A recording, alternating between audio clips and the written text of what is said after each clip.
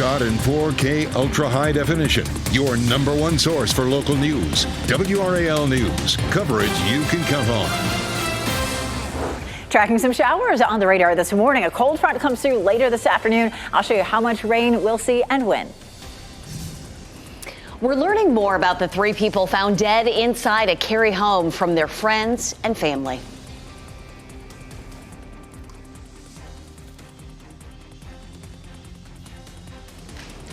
And we'll hear from friends and loved ones who say they are heartbroken and want answers. Also giving this live look at the legislative building this morning. You know what it looks like downtown Raleigh. State Senate's plans to finalize, there it is, overriding a bill veto today.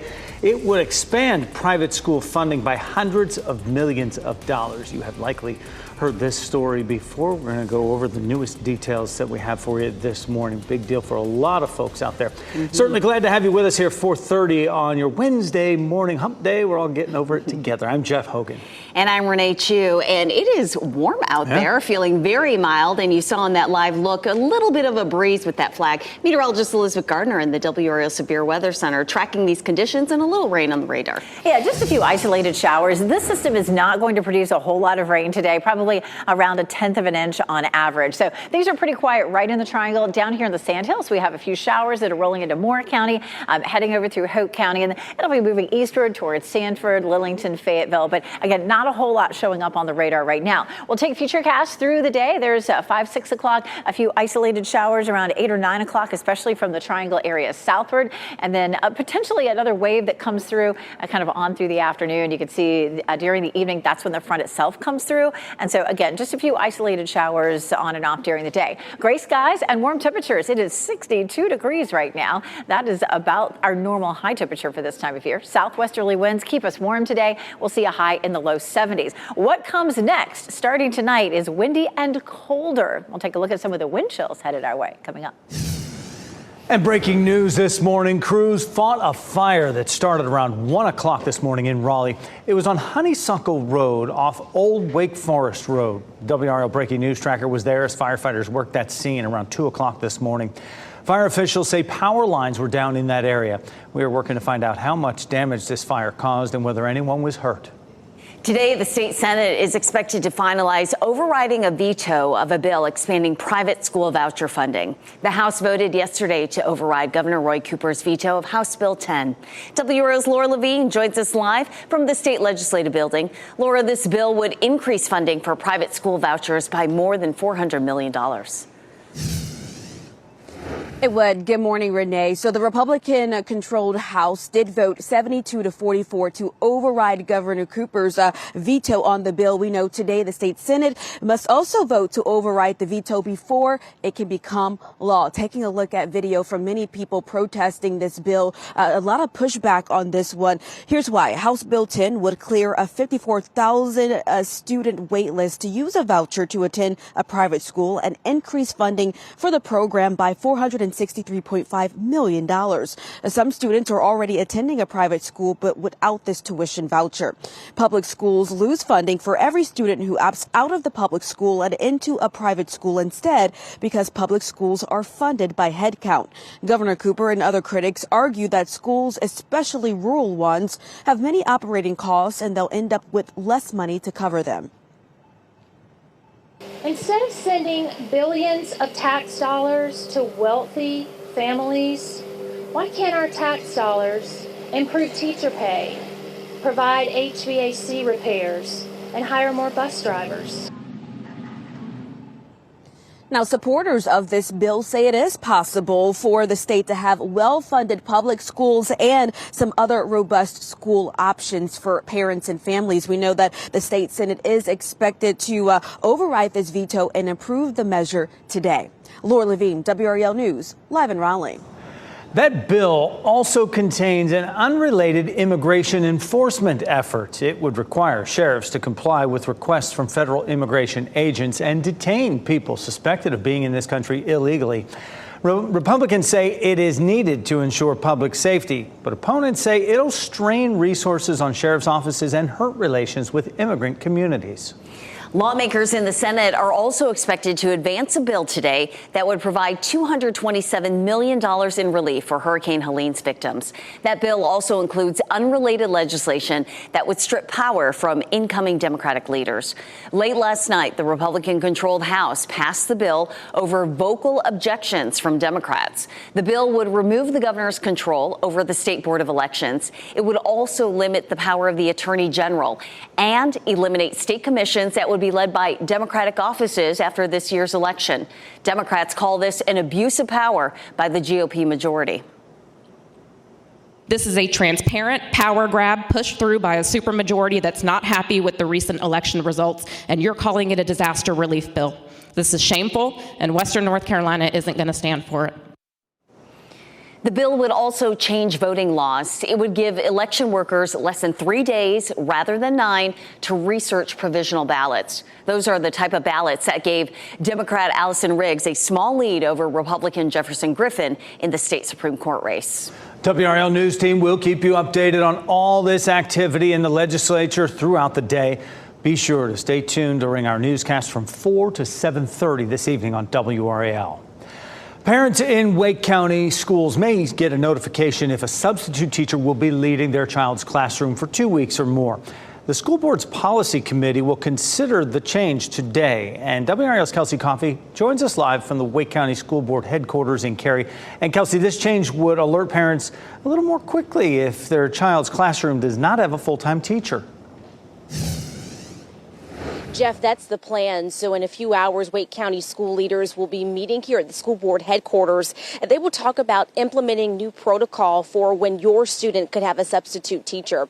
They will consider adopting a new policy today. This would require schools to notify parents if their child will have a substitute teacher for more than 2 weeks. Now, this has been a topic of conversation before. School board leaders suggested that parents should be notified a few days before a substitute starts. District leaders say that was already standard practice, but school board members say that has not been happening. So if this moves forward today, board members will have to make their first vote at their next meeting. Kelsey Coffey, WRAL News, live in Cary. Police in Wilson are working to make an arrest after a shooting that killed a man. Officers responded to Freeman Street just before 7 last night. When they got there, they found 30-year-old Fernando White Jr. had been shot several times. He died at the scene. We're working to learn more about what led to the shooting. A LaGrange man wanted on attempted murder and multiple weapons charges is behind bars this morning. Deputies are looking for a woman who was last seen with him. 33-year-old Stacy Mitchell, you see right here, from Kinston. The Lenoir County Sheriff's Office says she was last seen November 13th with Ryan Everett. Everett was arrested yesterday, charged with 2 counts of attempted murder and 6 counts of shooting into a vehicle. He also faces other charges in Greene and Wayne counties. Anyone who has information on where Mitchell could be should call the Lenoir County Sheriff's Office. We are hearing from people who knew Erica Holton and her 19-year-old son, Xavier. They and Xavier's girlfriend, 19-year-old Amina Guy, were found shot to death inside a home in Cary on Monday. An NC Central student shared video of happier times with Xavier Holton. In a text message, she told WRAL he was the most kind-hearted person you'll ever meet. His mother, Erica, was a performer at local open mic nights, where she was known as Ms. E. The pastor at Church of the Rock in Raleigh told us how people will remember her. She was a part of our music team when she was a member at our church. And yeah, was just a dear member of our congregation. WRAL learned Xavier Holton was the driver behind the wheel of a car that crashed on the Beltline earlier this month. His girlfriend's mother believes he struggled with mental illness. 4:39 right now. We have this live look for you right now. The U.S. Capitol building, where today the House Ethics Committee will meet. It is facing increasing pressure to release its report on President-elect Donald Trump's pick for Attorney General Matt Gaetz. The committee has been investigating allegations of sexual misconduct and illicit drug use against Gaetz. He resigned from the House last week after Trump chose him for Attorney General. His nomination for Attorney General, though, would require confirmation from the Senate. Senators have called for access to the report's findings as they decide whether to approve him. Starting tonight, a section of I-40 in Durham will close overnight as crews complete preservation work. NCDOT says I-40 West at Fayetteville Road will close tonight and tomorrow night, 11 p.m. to 5 a.m., weather permitting. That's exit 276, which is also the exit for streets at South Point. Drivers will have to take a detour. Health officials are keeping a close eye on bird flu cases in the U.S. The investigation into a reported case in a child who officials say did not have contact with an infected animal. And the White House Christmas tree from right here in North Carolina will start its journey to Washington, D.C. today. We'll tell you about the event happening to celebrate while also helping victims of Helene. And we give you this live look in Franklinton. Good morning to you. Big changes in temperatures are on the way. Meteorologist Elizabeth Gardner will tell us when those temps will get down into the 30s.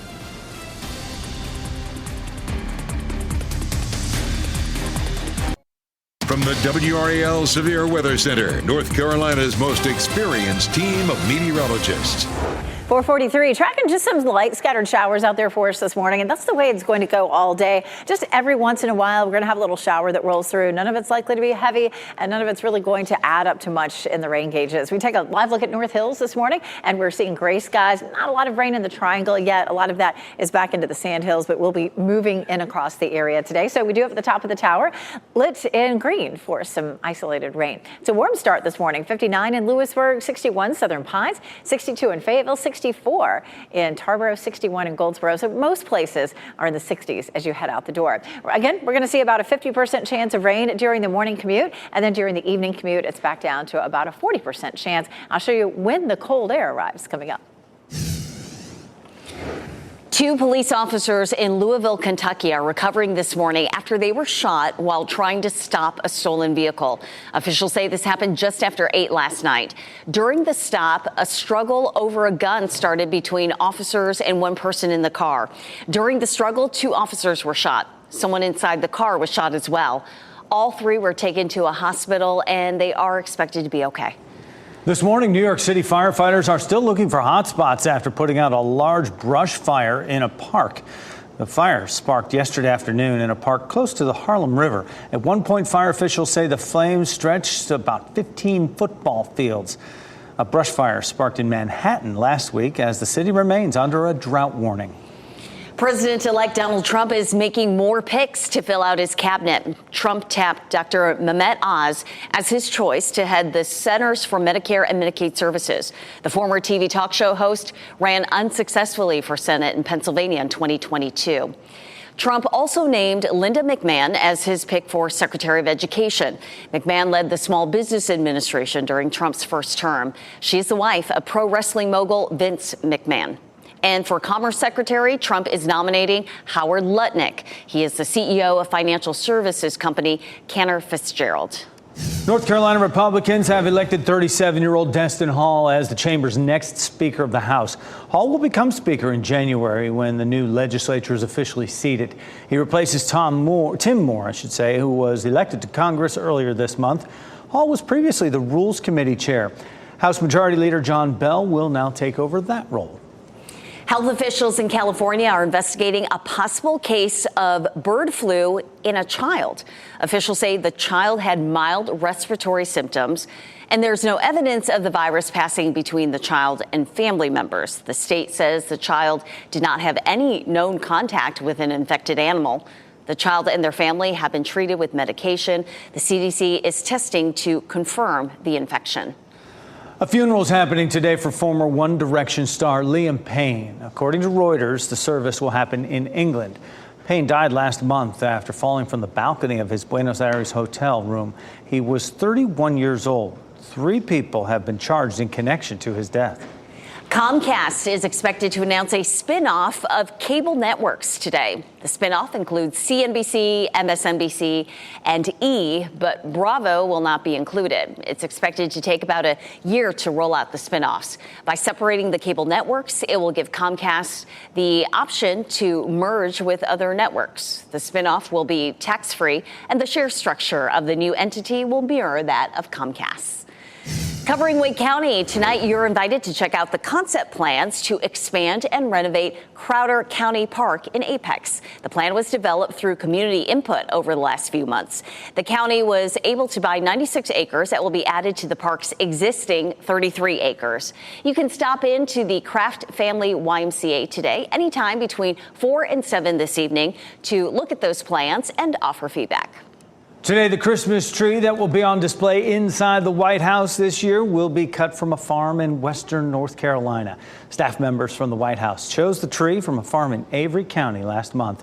Today, the farm will cut, wrap, and ship that tree. It'll happen during an event to raise money for the victims of Hurricane Helene. The tree is expected to arrive at the White House on a horse-drawn carriage Monday. That tree is a beauty, very full, and nothing like the smell of a Fraser fir. 4:48 now. Let's get a check of the weather with meteorologist Elizabeth Gardner. Wednesday, transition day as rain starts to move in. Nice and mild out there, but there is some rain here showing up on the radar right now in our south and western counties. Notice that the coverage is really light, just a few isolated showers from Carthage down through Southern Pines toward Rayford. That is going to be lifting eastward. So Sanford, you're going to see a few light showers here probably in the next 30 minutes. That'll pass over Fayetteville, heading up toward the Triangle area as well. Everything we see today is going to be light and patchy. Nothing's going to be long-term or very widespread. Take a look at where the front is right now. The front's coming through the mountains. The front will cruise through our area later this afternoon, and that's when we'll have slightly more widespread rain across the region. But again, we're talking about probably 1/10 of an inch, maybe a few areas could see 1/4 of an inch. I mean, it's really small amounts. Here's a look at Futurecast this morning, and we'll roll through, and you can see during the morning commute a few isolated showers. This is closer to lunchtime. A little wave rolls through right around lunchtime, especially from Raleigh to Rocky Mount down toward Goldsboro.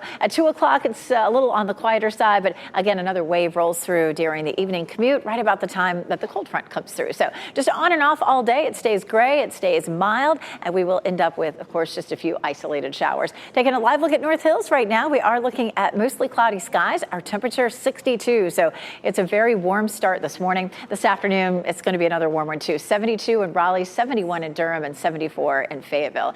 Checking our weather watcher, Judy Nicholson sent us this gorgeous sunset from Sampson County. So pretty. Keep them coming. Go to WRAL.com and search weather watchers and send us some of your photos. They're beautiful. One of the big stories is the cold air coming in. 39 is our normal low. Tomorrow morning, 43, but 37 Friday and 37 Sunday will have the potential for some frost. A colder air is behind the front. 30s for Omaha, Minneapolis, 30 in Denver. Some of that chilly air is going to come swinging in behind our front. So Friday morning, we will have a small chance for some frost. Saturday morning will be maybe just a little bit too warm for that. But then on Sunday morning, you can see again that chance for frost, especially from the Triangle area northward. Also, very gusty winds with this system too. Overnight tonight, winds begin to gust 25 to 35, and that'll be the case all the way through Saturday. And that means that we do have a wind chill that's going to be with us. As a matter of fact, it will likely feel Saturday morning like 35 when you're lining up outside to see that Christmas parade. So make sure that you're bundled up tightly for that.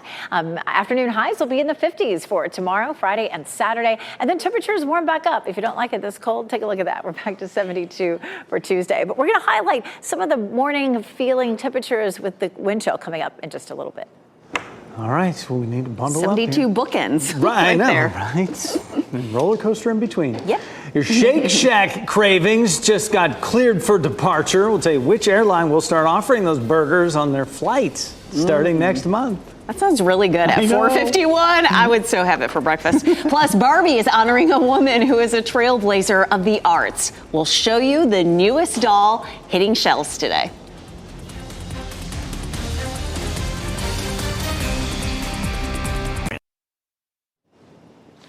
Okay, this is something you don't see a lot in North Carolina, a manatee. This wasn't at the zoo, but in the Tar River in Pitt County. WRAL's Sean Gallagher brings you the story of a girl a long way from home. When Sam Summerlin got a video of this manatee from his fishing buddy, he thought he was on vacation. He says, "No, I'm on the Tar River." And I was like, holy cow. More like holy sea cow. This 9-foot-long, 855-pound manatee made its way up the Pamlico and Tar Rivers, where it's been for the last few days. I've been on the Tar River 40 plus years. You know, my whole life I've fished there and never seen anything like that. If I had to bet, I would have bet money that I'd see an alligator before I saw a manatee. Summerlin says he saw it Friday, Saturday, and Sunday before crews from SeaWorld Orlando rescued it Monday morning. When are you ever going to see a manatee on the Tar River again? SeaWorld says manatees can be in danger in water under 68 degrees, so crews transported her back to Orlando for treatment. I was just happy that they were able to find her and rescue her. Obviously, she was lost far away from home. And now an honorary Tar Heel after a stop on the Tar River. Sean Gallagher, WRAL News, Greenville. How in the world? Pretty sight, though.